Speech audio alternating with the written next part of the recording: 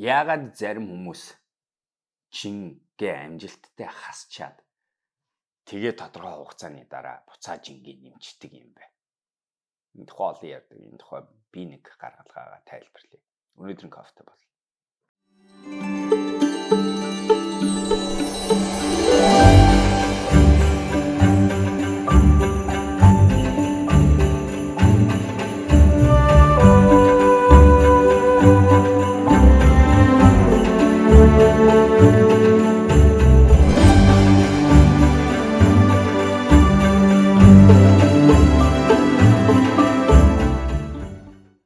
та хэд ингээ харж байгаа бол иргэн тойрны хүмүүсээ мэдчихэж байгаа бол өөрийгөө ч гэсэн мэдчихэж байгаа бид нар энэ одоо гормыг бүгдээрээ гаргаж ирсэн. Тэрний юу юм гэхээр бид нар жин хасах юмыг харангуут яадаг вэ гэхээр маш амжилттайгаар жингээ хасч чаад тэгээд нэг жоохон хүлээгээ сууж исэн дараа буцаага жингээ нэмчээ.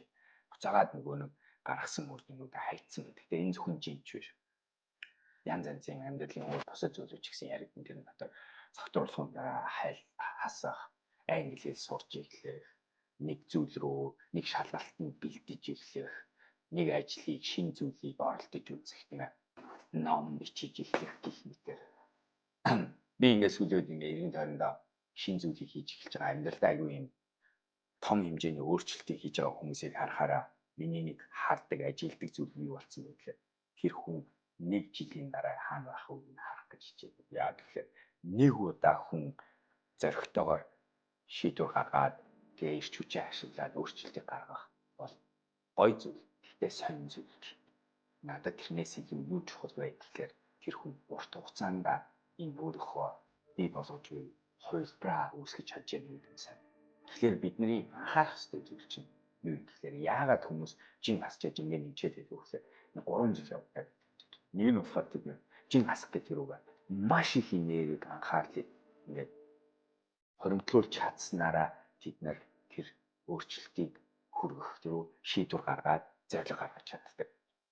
Тэгэхдээ яг энэ үед нь гаргадаг зүйл нь бид нар маш яарсан байдлаар энэ зорилго руу батаа ирдэг. Тэгээ нөгөө нэг ярьдаг нөгөө анхгүй чихлэн удаа гүйд өмөртэй 20 км гүйдэх байдал. Гэхдээ маш их хөдөлмөр зарцуулчулдаг яг гэхээр үр дүн гарна.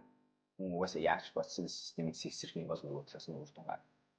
Тэгээд маш яаралтайгаар зорилго гаргаад маш яаралтайгаар тэр зорилгоо биелүүлчихэд тэгээ яадаг вэ гэхээр тэр нөгөө нэг зорилго гаргах процессд нь өөрийгөө хувьсан өөрчлөгдөх гэдэг зүйл нь явагдаагүй байдаг болохоор зүгээр л юм хийцэн болохоос биш юм хийдэг хүн болоогүй болохоор яадаг вэ гэхээр буцаагаад үр дүндээ хүрчингууд хуучин дадал зуршлаг байгаад тэгээд буцаад жингээ нэмждэг.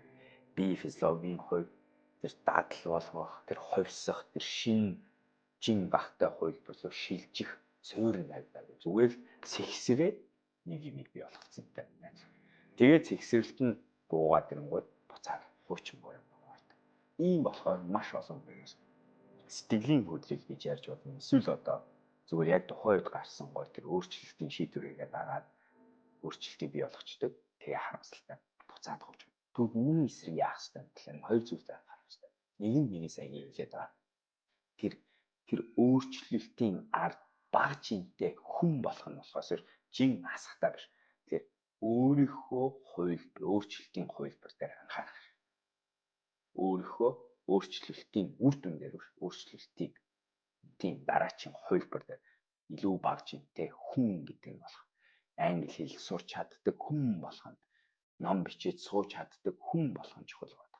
Тэгэхээр нэгэнд нь энэ зүйл нь хоёр дахь анхаарах ёстой зүйл чинь өөрчлөлтийг үр дүн биш процесс гэж ярьдаг. Явцад нь сурах.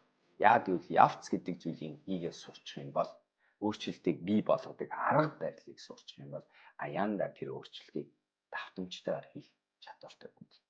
За нэг жоохон төвөгтэй байдлаар тайлбарлах шиг боллоо. Та хэдэд ойлгогдсон уу? Коммент секшнд хичээрэй.